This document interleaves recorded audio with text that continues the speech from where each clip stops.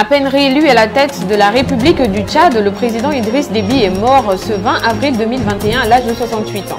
À l'annonce du décès, le président de la République gabonaise, Ali Bongo Ondimba, a tenu à saluer la mémoire d'un combattant. Thierry Mboussou a séjourné récemment dans la province du Wolanthem. Objectif, booster la production café-cacao. Nous en parlons dans cette édition. Et pour finir en santé, nous ferons le point de la campagne de vaccination démarrée le 23 mars dernier au Gabon. C'est tout pour les titres. Bonsoir et bienvenue dans cette édition sur Média 241.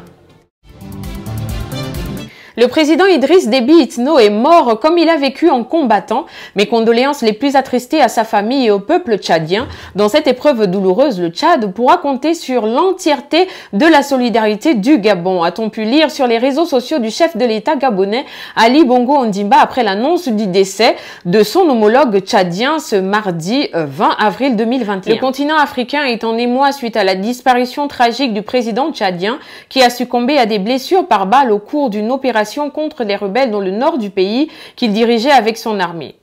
Âgé de 68 ans, des résultats provisoires de la dernière élection présidentielle annoncée ce 19 avril le donnaient vainqueur avec environ 80% des suffrages. Moins de 24 heures après l'annonce de ces résultats, il a perdu la vie. Pour rappel, le 2 décembre 1990, avec l'appui de la France, il chasse du pouvoir Hissène Habré et le remplace le 4 décembre avec le titre du président du Conseil d'État. Il est ensuite désigné président de la République du Tchad le 28 février 1991 après l'adoption de la charte nationale. Il remporte les élections présidentielles de 1996, 2001, 2006, 2011, 2016 et 2021. Le 30 janvier 2016, il est élu président de l'Union africaine pour un mandat d'1 an. Il meurt au front face à une rébellion armée venue de Libye alors qu'il s'apprêtait à être investi pour un 6e mandat. Dans le cadre du programme de jeunes entrepreneurs Café Cacao, le directeur général de la Caisse de stabilisation et de péréquation, Thierry Mboussou, a séjourné récemment dans la province du Wolanthem. Objectif, booster la production Café Cacao par la dotation de kits agricoles à 13 coopératives locales ayant souscrit à l'initiative GECA. Créée en 2017, l'initiative GECA s'inscrit dans la volonté de relance de la filière café-cacao par le renouvellement des planteurs et des plantations.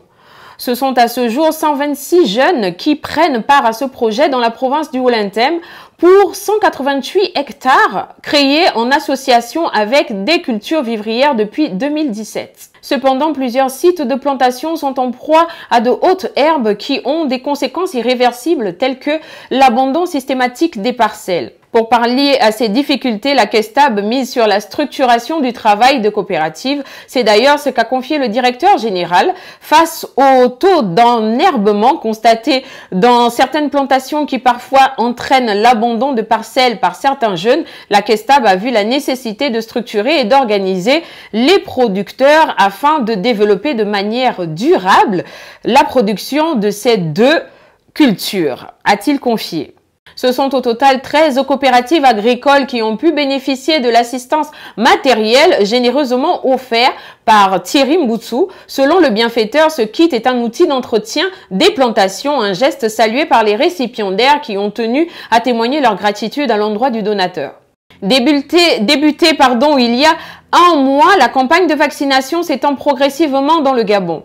Selon les données rendues publiques par le Comité national de vaccination, en date du 19 avril 2021, ce sont au total 5 765 personnes qui ont déjà pu bénéficier des doses de vaccins contre la Covid-19 dans 3 provinces, à savoir l'Estuaire, l'Ogooué-Maritime et le Haut-Ogooué. Selon un communiqué du Copivac, 5 831 volontaires se sont présentés dans les différents sites et 5 765 personnes éligibles ont été vaccinées, ce qui représente 99% des personnes volontaires. L'on compte 4 543 hommes, 583 personnes ayant plus de 60 ans, 620 personnes hypertendues et 288 diabétiques. Il est à noter que toutes les provinces vaccinées ont respecté le principe du volontariat et du consentement éclairé. Cette campagne vise 500 000 personnes, gage d'immunité collective.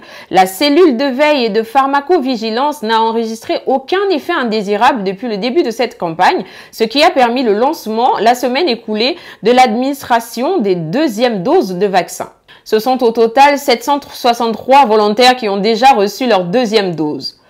Tous les vaccins administrés jusqu'à ce jour proviennent du laboratoire chinois Sinopharm. Pour rappel, dans le cadre des relations bilatérales entre le Gabon et la Chine, le gouvernement avait pu obtenir 100 000 doses du vaccin, auxquelles vont s'ajouter dans les prochains jours 200 000 doses supplémentaires de Sinopharm et 15 000 doses du vaccin Sputnik V. C'est la fin de cette édition. Merci de votre fidélité. L'information revient demain. D'ici là, portez-vous bien et bonne suite des programmes sur Média 241.